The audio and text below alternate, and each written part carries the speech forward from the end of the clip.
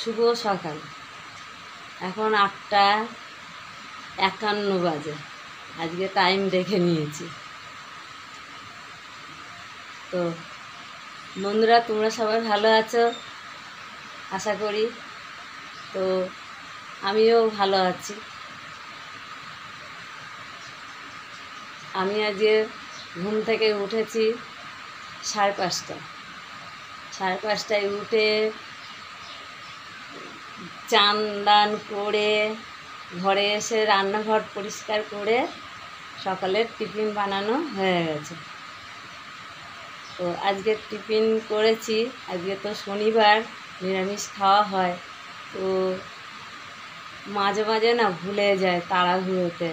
তো আজকে ডিম করে ফেলেছি, ডিম সিদ্ধ করে ফেলেছি। তো ডাল করেছি, আলু ভাজা করেছি, ডিম সিদ্ধ করেছি সকালের টিফিন। আর তার আগে তো চা বিস্কুট খাওয়া হয়ে গেছে। তো মাঝে মাঝে এরকম ভুলে যাই আমি। আর কি করা যাবে, আবার দুপুরবেলার থেকে আবার নিরামিষ করা হয়।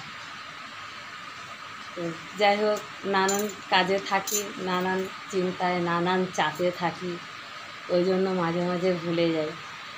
তো ঠাকুরকে বলি যে, ঠাকুর তুমি আমাকে ক্ষমা করে দিও, কী করব।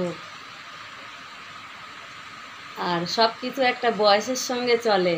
এখন তো সবাই এখন যেমন দেখো দীক্ষা নিয়ে নিচ্ছে, অনেকে একদম কম বয়সে বাচ্চাবেলার থেকে দীক্ষা নিয়ে নিচ্ছে। তো আমার মা বাবাদের যে বয়স হিসাবে, তো আমার মা বাবা বলতো যে দীক্ষা নেওয়ার একটা বয়স আছে।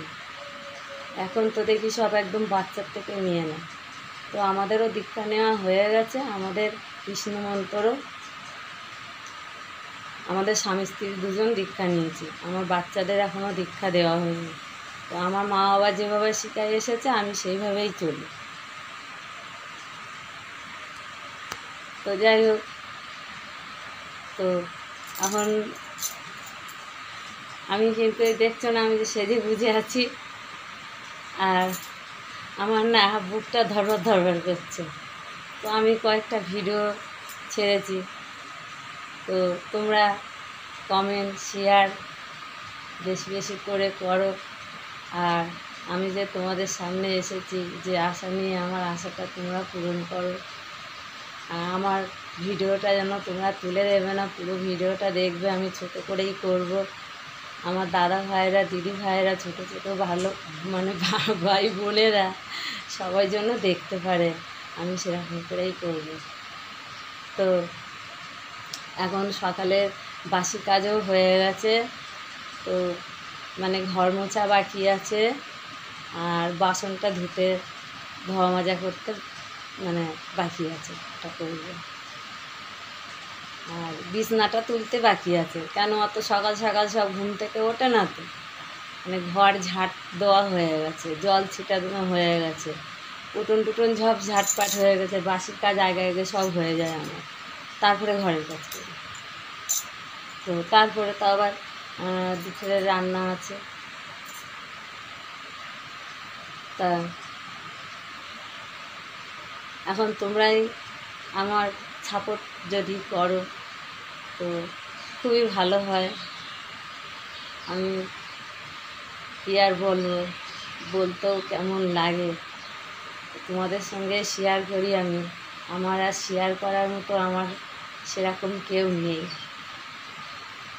তো শেয়ার করতে গেলে মা বাবা তাদের কাছে করতে হয়, কিন্তু আমার মাও নেই, বাবাও নেই।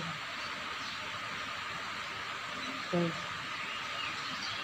মেয়েদের বন্ধু মা বাবাই হয়, কিন্তু আমার মাও নেই, বাবাও নেই। তো আমার বাবা মা বয়স হয়েই মারা গেছে, যে কম বয়সে মারা গেছে তা না। যেরকম বয়স হলে মারা যায় সেরকম বয়সেই মারা গেছে। তো আগেররা মানুষ তো একটা দুটো বাচ্চা নিত না। তো আমরা 6টা ভাই বোন, 6টা ভাই বোনের মধ্যে আমি সবার লাস্ট। তো ওর জন্য আমি মা বাবার যে ভালোবাসা তো আমি পাইনি।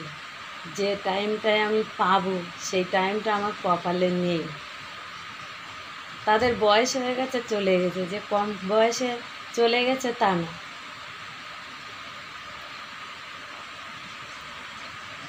তো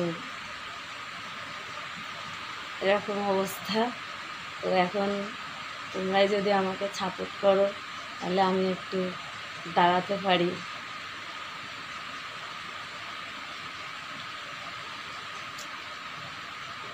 তো আমি ব্লগটা এইখানে শেষ করব, বেশি বড় করব না। বন্ধুরা, তোমাদেরকে বারবার বলছি তোমরা আমাকে একটু সাপোর্ট করো। আর বড়দের জন্য আমার প্রণাম,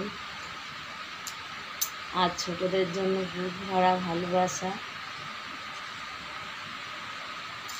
আজকে তোমাদের সামনে এসেছি।